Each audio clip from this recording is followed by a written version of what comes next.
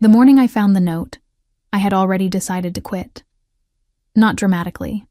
No tearful speech, no slammed apron on the counter. Just a quiet, tired decision made somewhere between refilling the coffee station at 6 in the morning and realizing my hands had stopped shaking from the cold, only because they had gone entirely numb.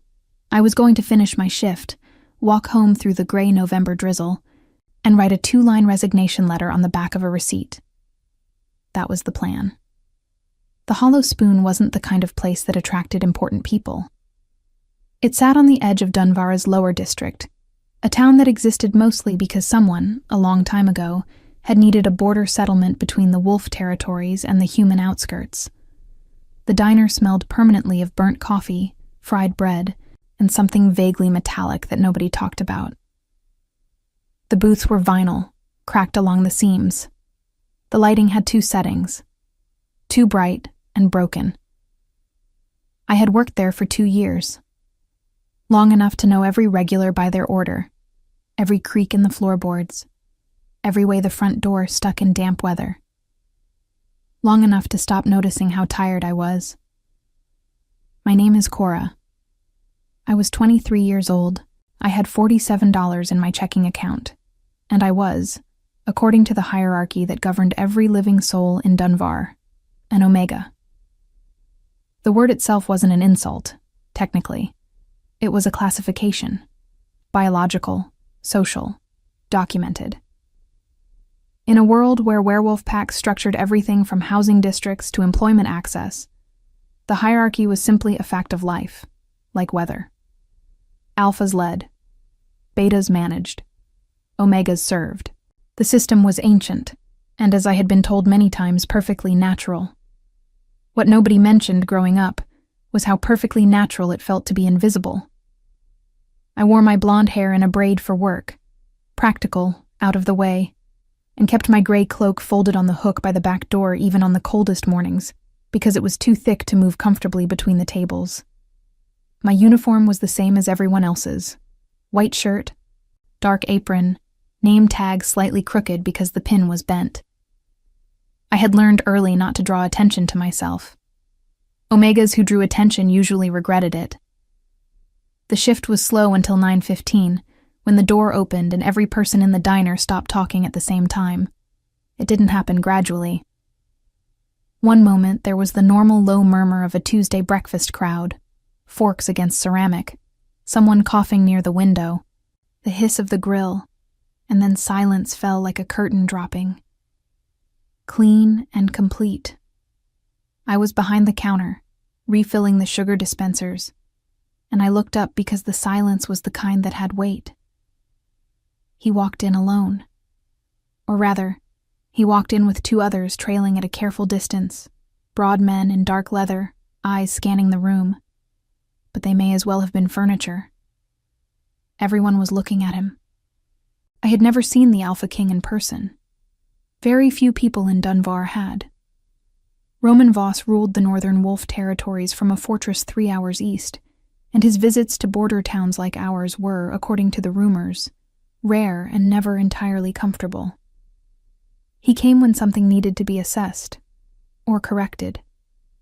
He was exactly what the stories suggested, and somehow still a surprise.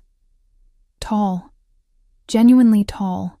Not in the way men sometimes seem tall when they stood straight, but architecturally tall, as if he had been built with extra space in mind.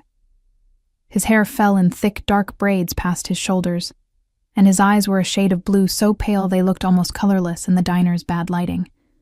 He wore leather and fur, practical rather than decorative, and moved with the particular stillness of someone who had never once needed to rush toward anything, because everything had always waited.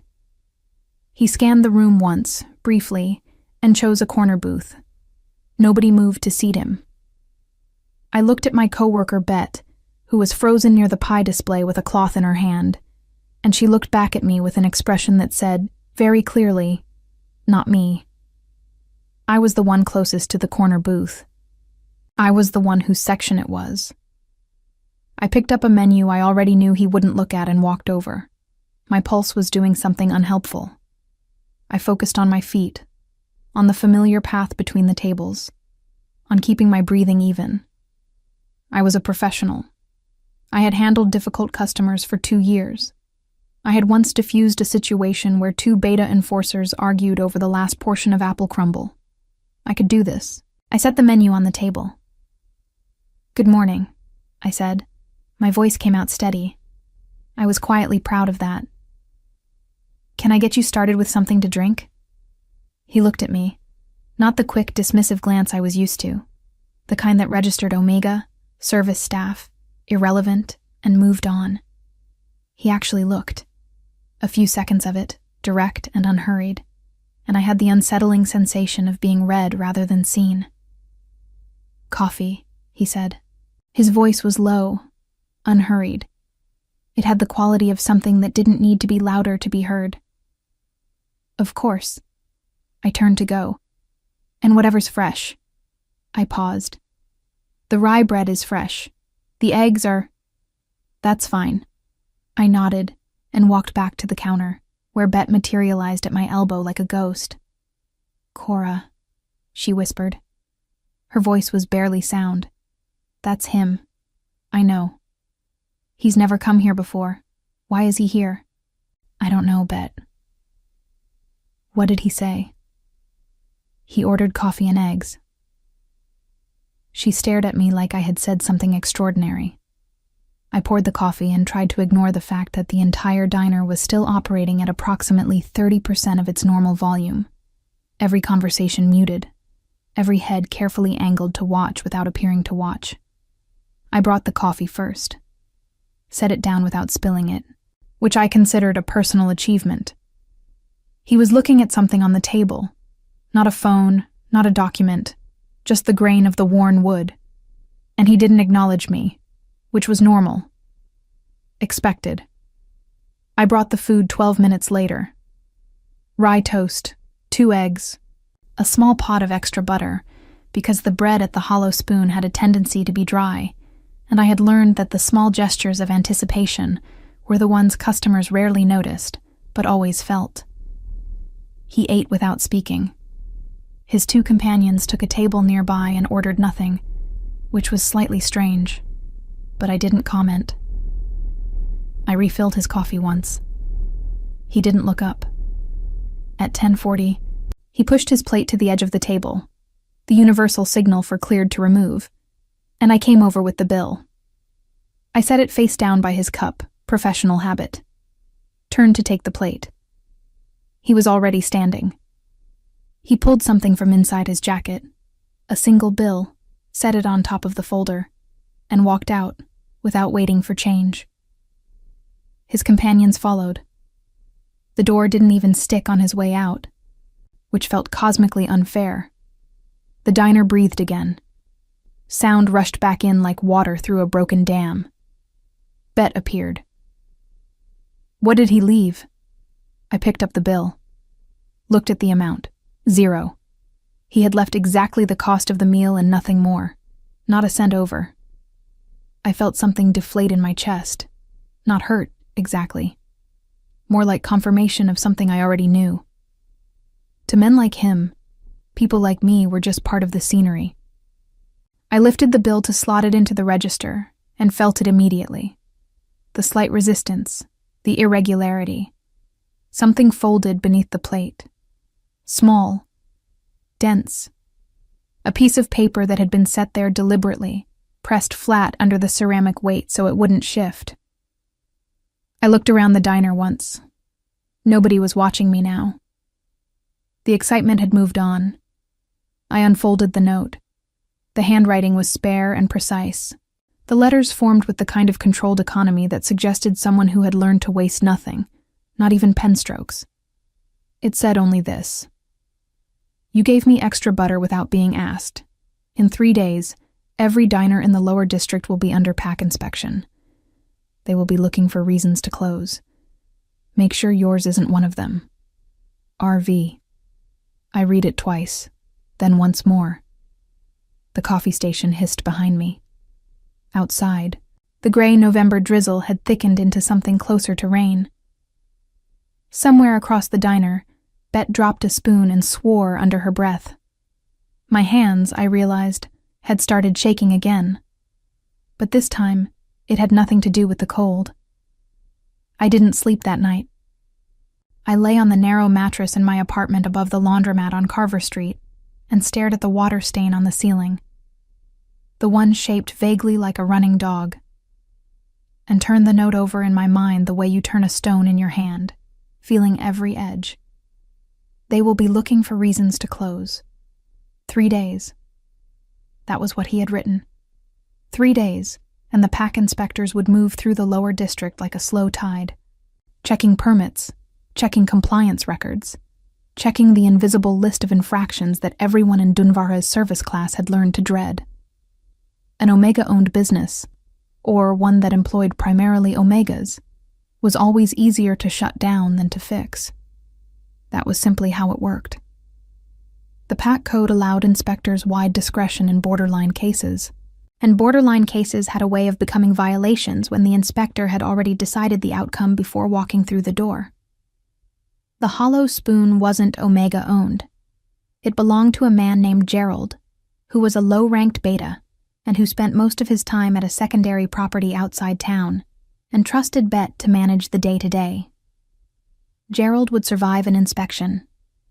Gerald had the right paperwork and the right classification and the right last name. The rest of us might not.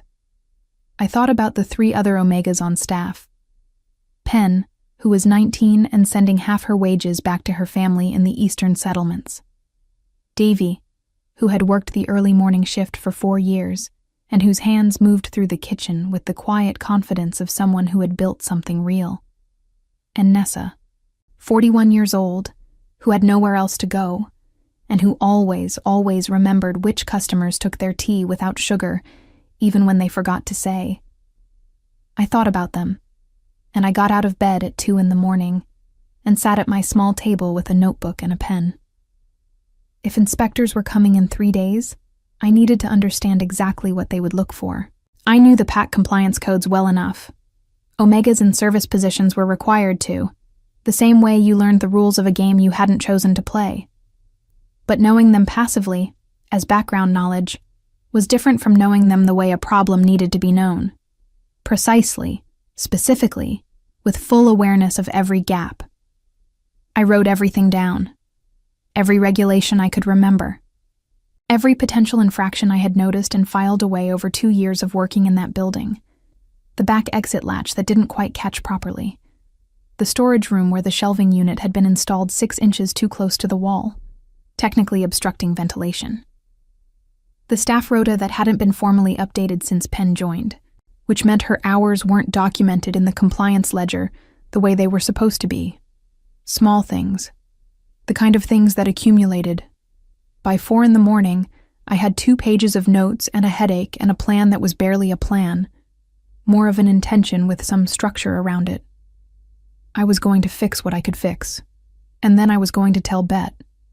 Bet's reaction, when I arrived early the next morning and spread my notebook on the prep counter, was exactly what I had expected. "Where did you get this?" she said, reading through the list with the expression of someone finding unexpected items in a bag they thought was empty. 2 years of paying attention, I said. She looked up. Bette was in her mid-30s, beta-ranked. Practical in the way that people become practical when they have been responsible for things for a long time. She had hired me without much ceremony, and had never treated me the way some employers treated Omegas, like a liability with a name tag. I trusted her, in the careful, measured way I trusted most things. "Cora," she said slowly, "how do you know about the inspection?" I had thought about this. "The lower district's been under watch since the Kellner establishment closed last month," I said.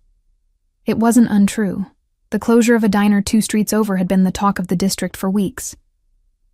It makes sense they'd follow through. Bet studied me for a moment. Then she folded my notebook back and said, "What do we need to do?" I loved her for not asking anything else.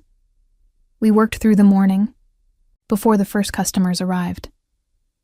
Davy came in early when Bet called him, and he fixed the back latch with a replacement part he'd had sitting in his toolbox for 6 months, waiting for someone to ask. Pen redocumented her own hours from memory, and I helped her format them into the ledger the way the compliance code required, then cross-referenced them against the scheduling board to make sure nothing contradicted anything else. Nessa, when she arrived for the mid-morning shift and found us all occupied with something unspoken, simply tied her apron and started checking the supply storage without being told. That was the thing about the people at the Hollow Spoon. They had all learned to read a room. By noon, we had addressed 9 of the 14 items on my list. The remaining 5 required either Gerald's signature or access to the building's official documentation, which Bet said she could retrieve from the filing cabinet in Gerald's office if he authorized it, which he would, she said, if she framed it correctly. He doesn't like surprises, she said. None of us do, I said. She called him. He authorized it. The filing cabinet yielded the last of what we needed. By the end of the second day, the Hollow Spoon was, as far as I could make it, genuinely compliant. Not performatively, actually. I had gone through every item twice. I sat in the empty diner after closing, the chairs still upturned on the tables, the smell of cleaning solution sharp in the air, and I read through my list one more time. Davi appeared from the kitchen doorway, drying his hands on a cloth. He looked at me for a moment. This quiet, steady man who had never once complained in 4 years, who made the best fried bread in the lower district, and who knew it, and never said so. You know something, he said. Not an accusation, just an observation. I know a lot of things, I said. He almost smiled. You know something specific. I looked at him, at the creases around his eyes from years of early mornings and steam from the grill. At the way he stood in the doorway like someone who had long ago decided that a threshold was enough, that he didn't need to take up more space than necessary. I know we should be ready, I said finally. He nodded once, slowly, as if that answered something larger than the question he had asked. He turned back to the kitchen. I folded my notebook closed. On the morning of the third day, they came at 8:15. 2 inspectors, both beta-ranked, in the dark gray coats that meant official pack business. They had clipboards, and they had the particular expression of people who expected to find things wrong, a kind of practiced readiness for disappointment that had nothing to do with the actual state of the room they were walking into. The taller one introduced himself as Inspector Felda. He looked around the diner with slow, methodical eyes and said nothing for a long moment. I was behind the counter. Bet was by the register. Pen and Nessa were on the floor, moving through their morning routines with deliberate, unhurried calm. Davi was in the kitchen. The breakfast crowd was modest, but real. A dozen regulars who had been here long enough to register the inspector's arrival and have the good sense to continue eating quietly. We'll need to see your compliance documentation, Inspector Felda said to Bet. She produced it without hesitation. Clean folder, organized tabs, everything dated. He went through it page by page. His colleague moved through the diner slowly, checking corners, checking the back exit, pausing at the storage room door. I watched from the counter and kept my hands still and my face neutral, and thought, without meaning to, of pale blue eyes and careful handwriting, and a note pressed flat beneath a plate. You gave me extra butter without being asked. Such a small thing.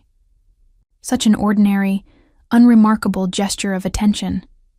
The kind of thing I had done 1,000 times without anyone noticing. Inspector Felda closed the folder. He looked at his colleague, who had finished his circuit, and returned to the front of the diner with an expression that was, unless I was reading it wrong, faintly deflated. Everything appears to be in order, Felda said. The words landed quietly, but I felt them everywhere. Bet thanked him. They left. The door stuck briefly on the way out, as it always did for everyone, and something about that felt deeply satisfying. Pen let out a breath that was almost a laugh. Nessa went back to her tables without comment, but she passed my counter on the way and touched my arm just briefly. Not quite a squeeze, not quite a pat. Something in between, warm and wordless. Davy appeared in the kitchen doorway. He looked at me, and I looked back, and he gave one slow nod, the same as before. The same answer to the same large question. I turned back to the coffee station. My hands were completely still. That afternoon, Gerald came in for the first time in 3 weeks, ordering his usual black coffee and sitting in his regular booth as if nothing had occurred. Bet filled him in. He listened, surprised in the way that people are surprised when something has been managed entirely without them, and then he looked across the diner at me. "Good work," he said. I nodded and refilled his cup. But after he left, I pulled the folded note from my apron pocket. I had been carrying it since the morning I found it, without fully deciding to, and read it one more time. It still said the same thing it had always said. But now, reading it in the late afternoon light with the diner quiet around me and my co-workers still here, still employed, still safe for another day, the signature at the bottom felt different than it had 3 days ago. RV, not like a distant authority issuing a quiet warning from behind a wall of power and indifference. More like someone who had sat in a corner booth and been given extra butter without being asked, and had, in his own spare and careful way, noticed. He came back on a Friday. I wasn't expecting it. I don't think anyone was. The inspectors had come and gone, the lower district had exhaled its collective breath, and life had returned to its usual rhythms. The cracked vinyl booths, the burnt coffee smell, the floorboard that sang under pressure near table 7. Everything exactly as it had been, except that now I noticed things I hadn't noticed before. Or rather, I noticed that I was watching the door. Not obsessively.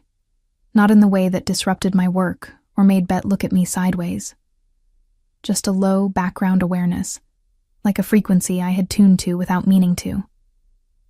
Every time the door opened and the cold air pushed through, something in me turned slightly toward it before my brain caught up and confirmed. Not him. Just Mr. Aldrin and his newspaper. Just the 2 young beta women who always ordered chamomile and stayed for 2 hours. Just the usual. And then, on a gray Friday morning, 11 days after the inspection, the door opened and the diner went quiet again. He didn't bring his companions this time.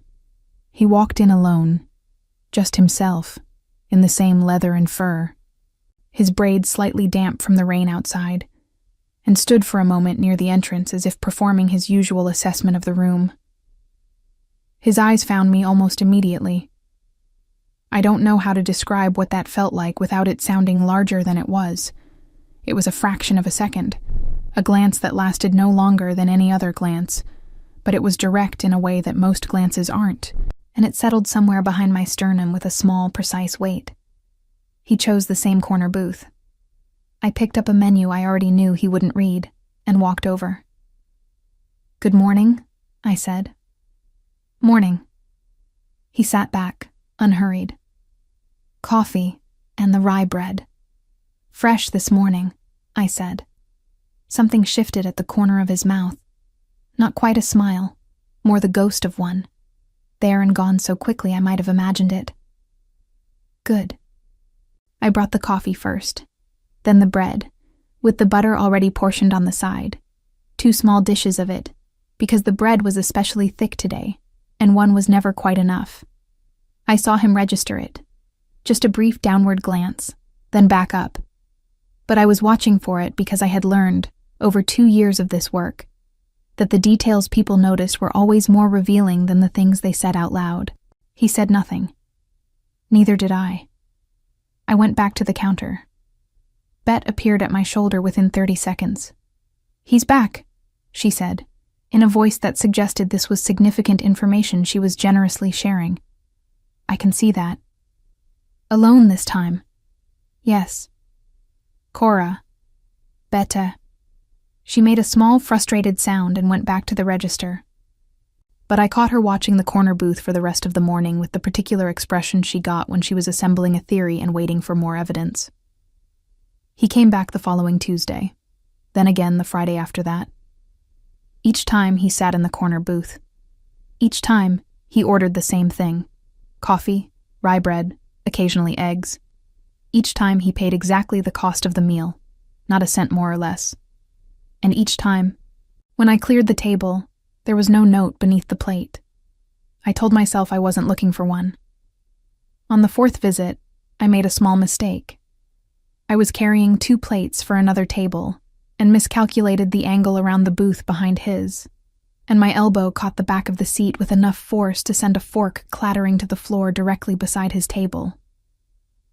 I crouched to retrieve it, and found, when I straightened, that he was watching me with that same quality of attention.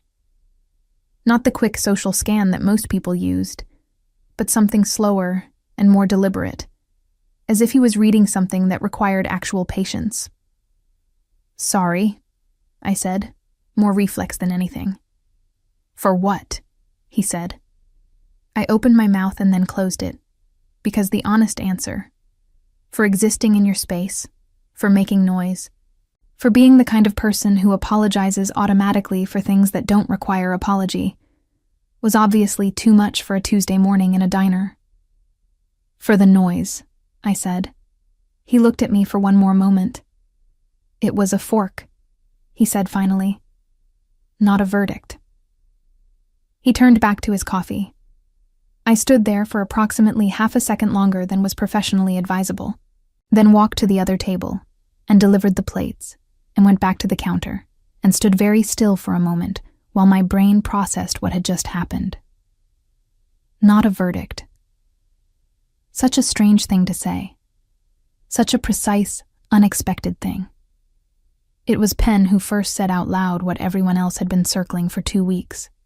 She caught me restocking the condiment rack on a Thursday afternoon, a slow hour, low light, the diner almost empty, and leaned against the counter with her arms folded and the expression of someone who had decided a conversation was happening whether I was ready for it or not. "He always sits in your section," she said. "The corner booth is in my section," I said. "He could ask for any table. People sit where they're comfortable." "Cora." She said my name the way Bet did, with a particular weight that meant stop deflecting. "He's been here 4 times in 3 weeks. He's the Alpha King. He doesn't come to the lower district for rye bread." I aligned the salt shakers with more attention than they required. "I don't know why he comes. Don't you?" I looked at her. Pen was 23, sharp-eyed and quick, and she had a way of cutting through the careful architecture of a reasonable explanation and finding the thing underneath it that you hadn't wanted to name. "Even if," I said carefully, "there was some other reason. It doesn't change anything. He's an Alpha King. I'm an Omega Waitress. That's not a story that goes anywhere worth going." Pen was quiet for a moment. Then, "My mother told me that too. About the man she loved for 15 years and never said anything to." I didn't have an answer for that. "I'm not saying anything is happening," she continued more gently. "I'm saying you're allowed to notice that something might be." She pushed off the counter and went back to her tables, and I stood with the salt shakers and thought about noticing. He came back the following Monday, and this time something was different. He looked tired. It wasn't dramatic. Roman Voss was not a man who wore exhaustion visibly, the way most people did. But I had been watching him, in my quiet sideways way, for 3 weeks now, and I could see it in the set of his shoulders, a fraction lower than usual, and in the way he sat, still controlled, still present, but with a heaviness underneath the stillness that hadn't been there before. I brought his coffee without being asked. He looked up. "I didn't order yet," he said. "You always order coffee first," I said, "and you look like you've been awake since yesterday." The words were out before I could weigh them. I felt the small, familiar clench of having said too much, the automatic bracing for correction. Remember what you are. Remember who he is. But he didn't correct me. He looked at the cup for a moment and then said, so quietly it was almost to himself, Since the day before, actually. I set the coffee down carefully. Do you want the bread? Yes. I brought it with 3 butter dishes instead of 2, because it was early, and he had been awake for more than a day, and sometimes people needed slightly more than the standard amount of something ordinary and sustaining. When I set it down, he looked at the 3 dishes, and then at me, and this time, the ghost of a smile was less of a ghost. You're very observant, he said. Occupational habit, I said. No, he said, and there was something in the word that made it feel like a correction. Gentle, but specific, the way his note had been specific. It's not habit. Habit is mechanical. What you do isn't mechanical. I stood at the edge of his table, and the diner hummed quietly around us. The grill, the low radio, the rain against the windows. And for a moment, the distance between what I was and what he was felt slightly less absolute than it usually did. You didn't leave a note this time, I said, because apparently I had decided that the morning called for honesty. He looked at me steadily. I didn't think you needed one. What made you think I'd act on the first one? The butter, he said simply. I didn't fully understand that, but I thought about it. About what it meant that a man who commanded entire territories placed his trust in the gesture of an extra dish of butter, in the evidence of someone paying attention not because they were required to, but because they simply did. The inspection went well, I said. I know.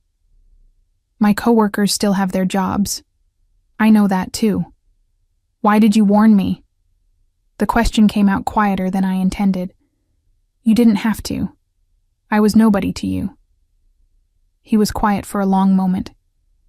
Outside, the rain thickened against the glass, and the diner was warm and amber around us, and the distance between his world and mine felt real again, but somehow also, just slightly, negotiable.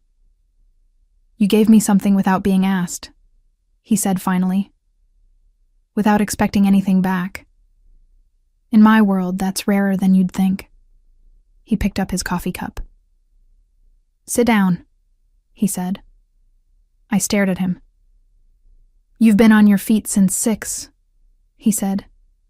The next customer won't arrive for at least 12 minutes. Sit down, Cora. My name in his voice was a different thing than my name anywhere else. I sat down. I sat across from the Alpha King in a cracked vinyl booth and said nothing for a moment, because I was busy recalibrating every assumption I had made about how this morning would go. The rain had settled into a steady, patient rhythm against the windows. The diner was quiet. Bet was in the back office. Penn was wiping down the far tables. Davy's movements in the kitchen were steady and distant and comfortable. Nobody was watching us. Or rather, nobody was obviously watching us, which in a place like the Hollow Spoon meant nearly the same thing. Roman had both hands around his coffee cup, elbows on the table, and he looked at me the way he had looked at me every time he came in, without the social shorthand that most people used, without the hierarchy check that Omegas learned to brace for. Just direct. Just present. How long have you worked here? He asked. 2 years, I said. A little over. Before that, the settlement kitchens in East Dunvar. Before that, I was in school. I paused. I know that's not an impressive biography. I didn't ask for an impressive biography, he said. I asked what you did. I looked at my hands on the table. They were still, which still felt like something to be grateful for around him. Why do you keep coming back here? The bread is good. The bread is ordinary, I said. Something crossed his face. Not quite amusement, but adjacent to it. Yes, he said. It is. That's not why I come. The words sat between us, and I made a deliberate decision not to run from them. Then why?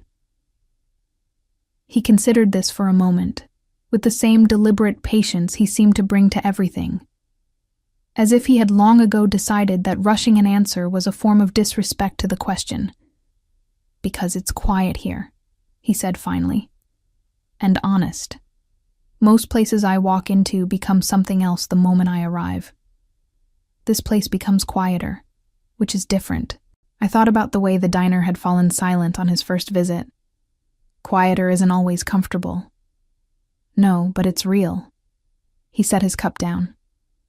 The people here aren't performing for me. They're just being careful. That's something I can work with. I understood that, in a way, I hadn't expected to. The distinction between performance and caution was one I had been living my whole life. Your world must be full of performances. Entirely, he said. No bitterness in it. Just acknowledgement, clean and flat. Council meetings, territorial negotiations, pack gatherings. Everyone in every room calculating what I want to hear and then constructing it. He looked at the window.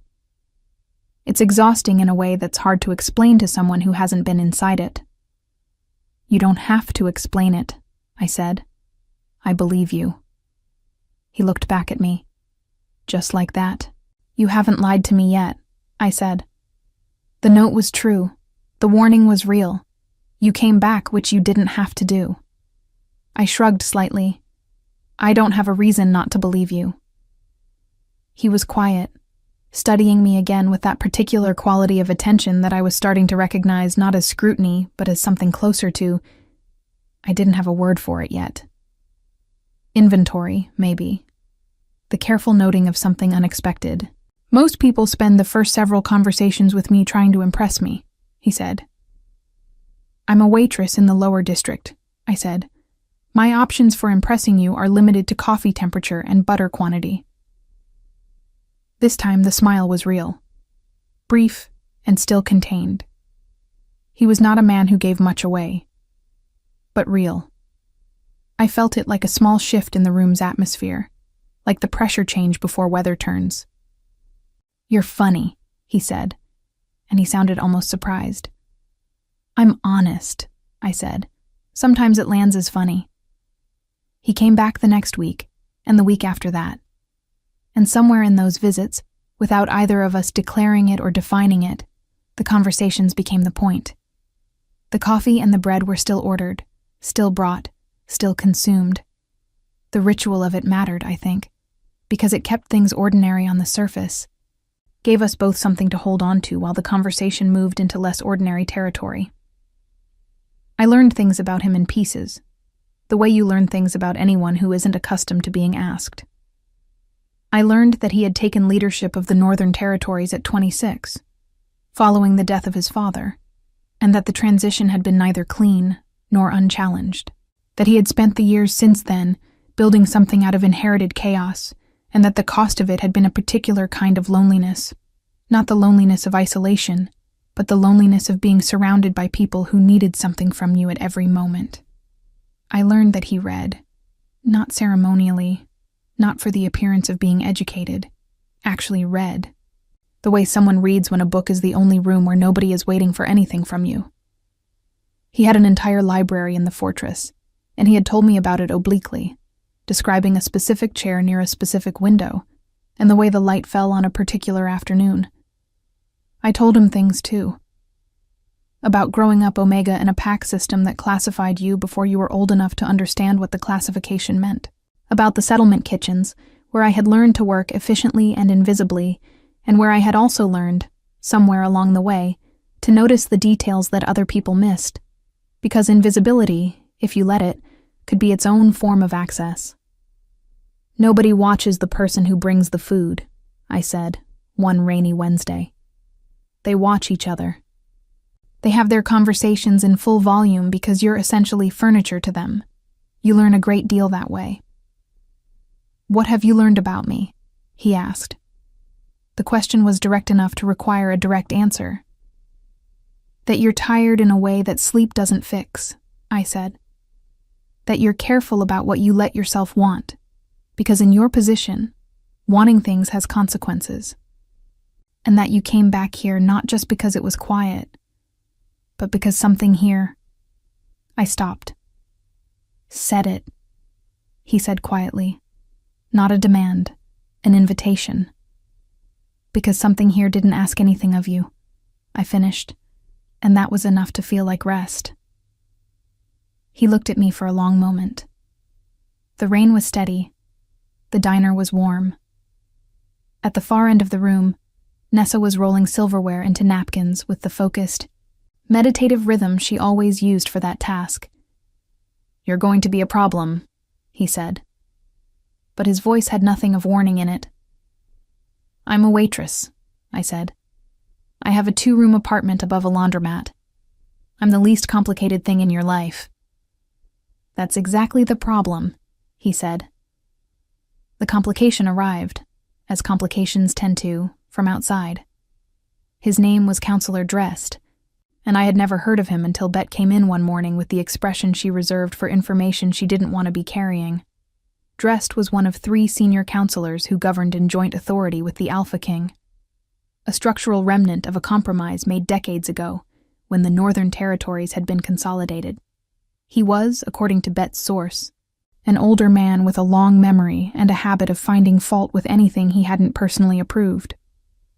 And he had noticed that Roman Voss had been visiting a diner in the lower district with some regularity. "Noticed how?" I asked. "He has people who watch," Bet said. "Simply.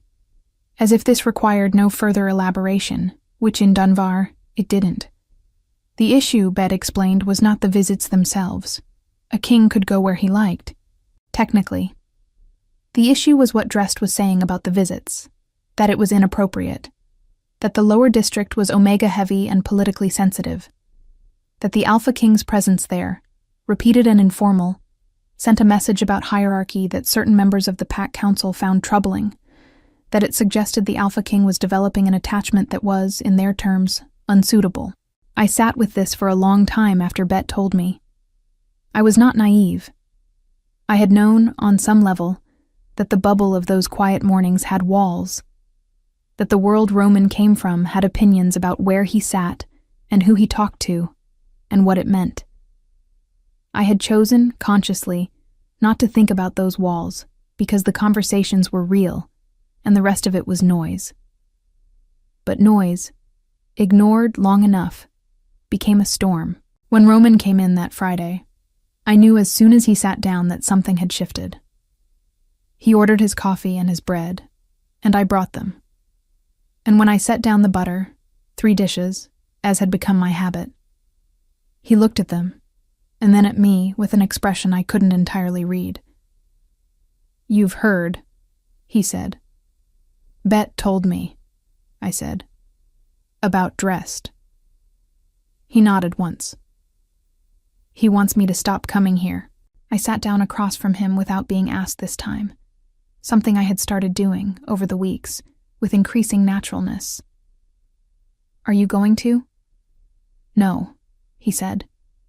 The word was simple and immediate, the way his words often were when he had already decided something. "That will cause problems for you." "It will cause problems," he agreed. "For me, yes.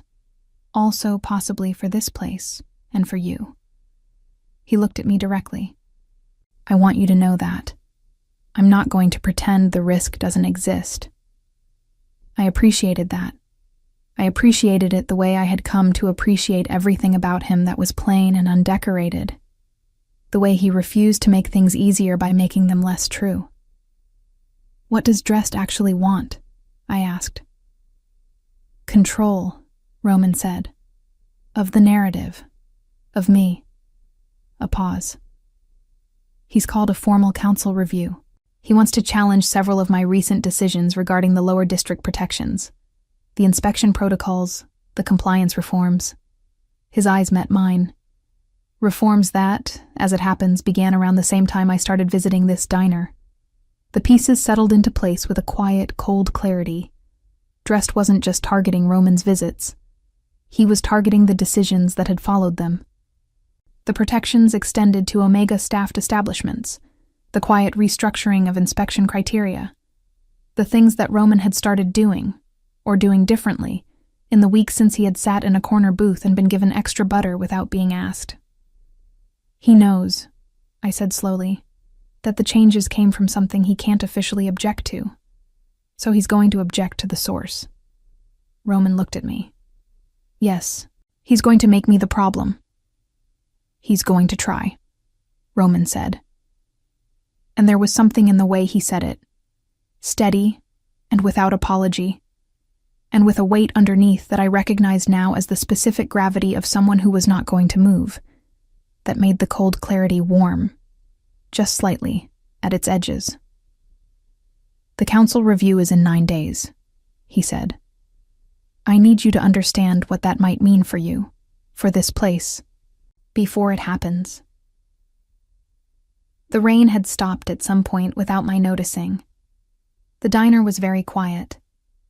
I looked at the 3 butter dishes between us, small and ordinary and entirely unremarkable, and I thought about how the largest things always seem to begin with something that small. Tell me what you need, I said. The council chamber was nothing like I had imagined. I had built it in my mind as something imposing and cold. Stone walls, high ceilings, the kind of architecture designed to remind you of your own smallness.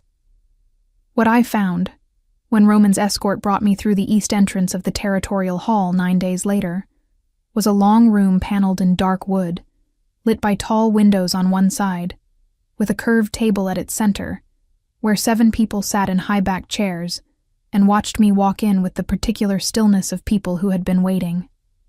I was wearing my gray cloak. I had braided my hair back, the way I always did for work, and I had spent approximately 40 minutes that morning telling myself that the cloak and the braid were fine, that I was not going to perform anything for this room, that the only version of me that had ever been worth anything was the plain one.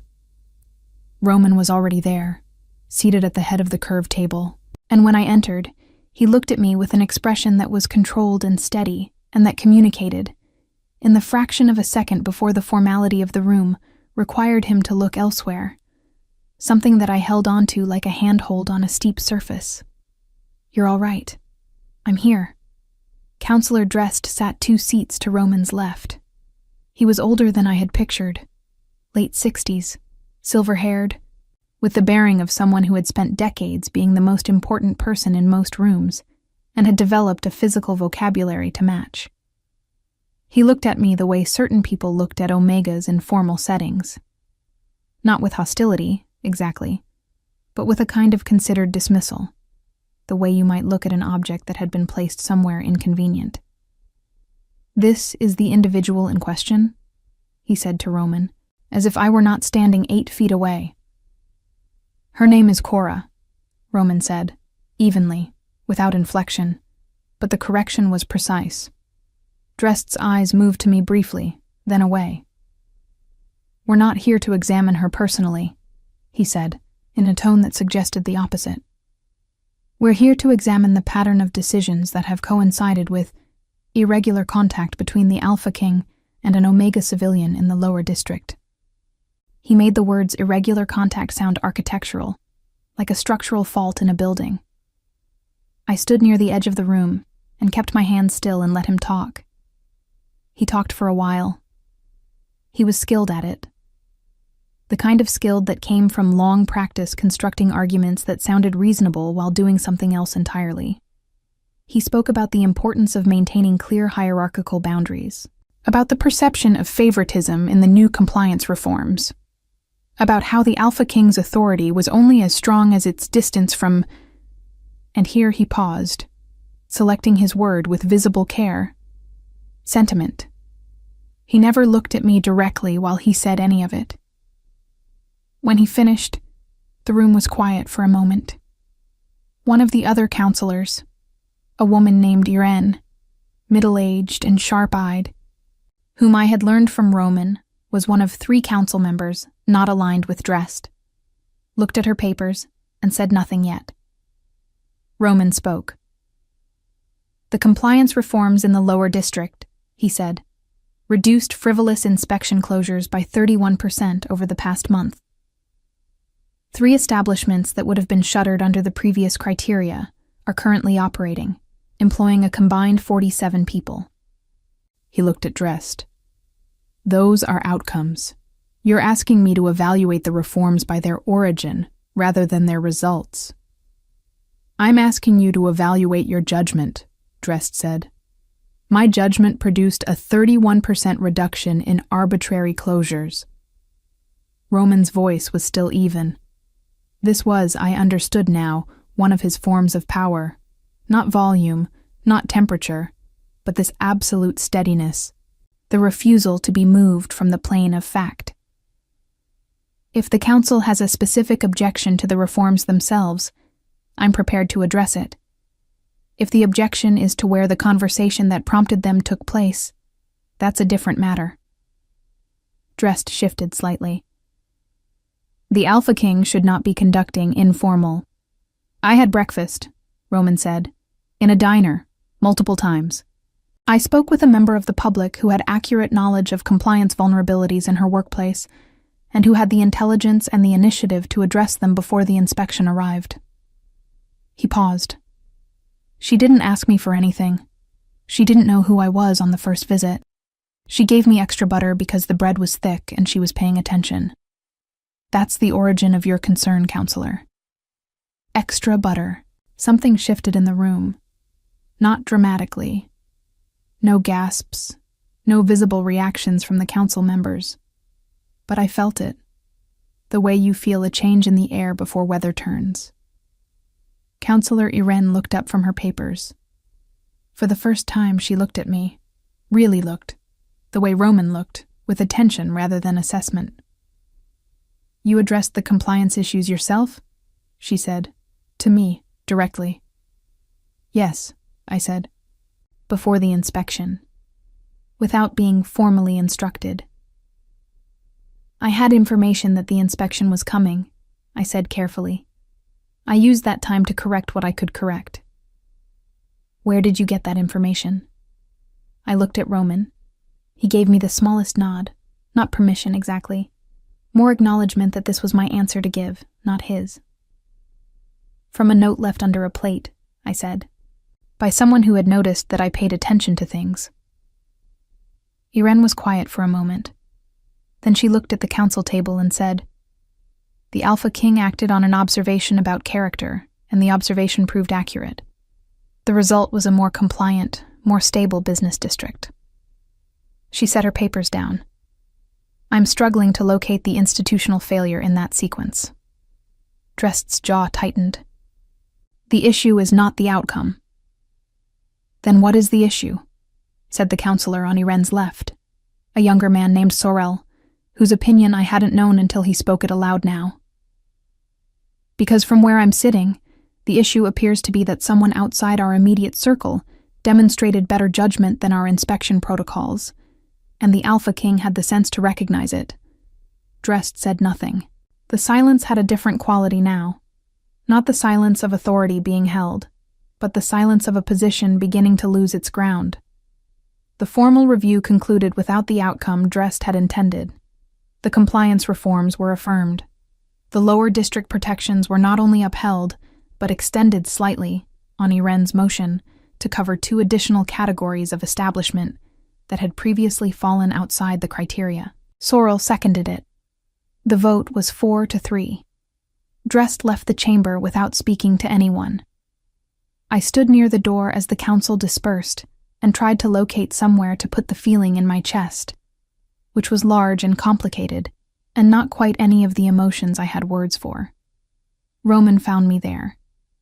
He stood in front of me, and the formal chamber was emptying around us, and he looked at me with the same directness he had always used, but with something added to it now, something that had been careful before, held back, and was now simply present.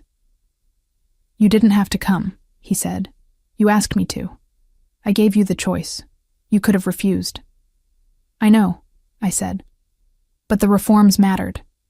Davy and Penn and Nessa, those protections matter to real people. I wasn't going to let them be unmade because I was too cautious to stand in a room and tell the truth. He looked at me for a long moment. Outside the tall windows, the afternoon light was pale and clean, the kind that came after a long stretch of rain had finally ended. I told you, he said, that you were going to be a problem. You also kept coming back, I said. Yes, he said. I did. The weeks that followed were quieter, but differently quiet than before. Not the quiet of things being held at distance, but the quiet of things that had been named and were now simply real. Roman continued to come to the Hollow Spoon. Not every week. His responsibilities were what they were, and there were stretches of days where I knew, from the news that moved through Dunvar's lower district like weather, that he was dealing with territorial negotiations or council business that kept him east. But he came when he could, and when he did, he sat in the corner booth and ordered coffee and rye bread, and I brought the butter without being asked, and we talked. The conversations changed, not in quality, they had always been real, but in ease. The careful architecture of two people navigating an enormous distance between them relaxed, gradually, into something that felt less like navigation and more like simply being in the same place. He told me once, on a dark December morning, when the frost made the windows look like old glass, that the council chamber moment had shifted something for him. Not the outcome, but the sight of me walking in with my braid and my gray cloak and my completely unperformed steadiness and telling the truth to a room full of people who held real power over my life. I've seen trained diplomats do that less cleanly, he said. I'm not a diplomat, I said. I just don't have anything to perform. That's exactly what I said. In late January, Roman came in on a Tuesday morning and did not sit in the corner booth. He sat at the counter instead, which he had never done before, and when I turned from the coffee station and found him there, I stood still for a moment, because something about it felt declarative, in a way I couldn't immediately articulate. He was not the alpha king at the counter. He was just a man, sitting where the light was better, with his hands around a cup I hadn't yet filled. You're in the wrong section, I said. I'm exactly where I mean to be, he said. I filled his cup. He looked at me over the rim of it, and I looked back, and the diner was warm around us. Davy's grill, Nessa's silverware, Pen's voice somewhere in the back room doing something that made her laugh. And I thought about 2 years of invisible mornings, and $47 in a checking account, and a note pressed flat beneath a plate, and how none of those things had felt like a beginning at the time. The Fortress Library, he said. The chair by the window I told you about. He set his cup down. I'd like you to see it. My heart did something unhelpful. I kept my face still and my voice level. Is that an order or an invitation? An invitation, he said. Without conditions and without a timeline. Something you can say no to. I know, I said. That's why I'm going to say yes. I did not become a queen in the story I am telling you. I want to be clear about that, because stories like mine are sometimes told that way, and this one shouldn't be. What I became was this: a woman who stayed. I stayed at the Hollow Spoon for another year, because Davy and Pen and Nessa and Bet were my people, and the work was real, and I had never believed that love required you to leave the life you had built in order to deserve it. I kept my 2-room apartment above the laundromat until the spring, when I moved, not to a fortress, but to a quieter street in the upper district, somewhere with a window that got morning light, somewhere I had chosen for myself. Roman came to the diner less frequently as the months passed, the council work, the territorial demands, all the weight of what he carried. But he came. And when he couldn't, he wrote. Not long letters. He was not a man for length when precision would do, but specific, honest notes, the way he had always communicated, spare and real. Dressed retired from the council in the spring, citing health. Irene took a larger role. The lower district protections held. Pen saved enough to bring her younger sister to Dunvar. Davy bought the building where the Hollow Spoon had stood for 30 years. Quietly, through a property arrangement that Bet helped him structure, and the diner became, officially, on paper, not just in practice, his. Nessa stayed. She said she'd stay until someone told her the tea was bad, and since nobody ever did, she was still there the last time I sat in that booth. The chair by the window in the fortress library was exactly as Roman had described it. The light fell at an angle in the late afternoon that made the books look like they were glowing from within, and it was the quietest room I had ever been in. And the first time I sat in it, I understood completely why he had told me about it. Because some things you can only explain by showing. I sat in that chair on a March afternoon with rain against the glass and a cup of tea, and nothing I needed to perform. And Roman sat across from me reading something he didn't summarize or explain, just reading, and the room held us both without asking anything of either of us. That was the thing I had never expected to find. Not rescue, not transformation, not a story that fixed what had been broken. Just a room with enough space for two quiet people and their accumulated histories, and light through the window, and the unhurried feeling of having, without quite planning it, arrived somewhere true. I didn't need to be seen by everyone. I had only ever needed to be seen by someone who knew how to look. And he had learned, from a dish of extra butter on a rainy November morning, that I was worth looking at. That was enough. That was, in the end, exactly enough.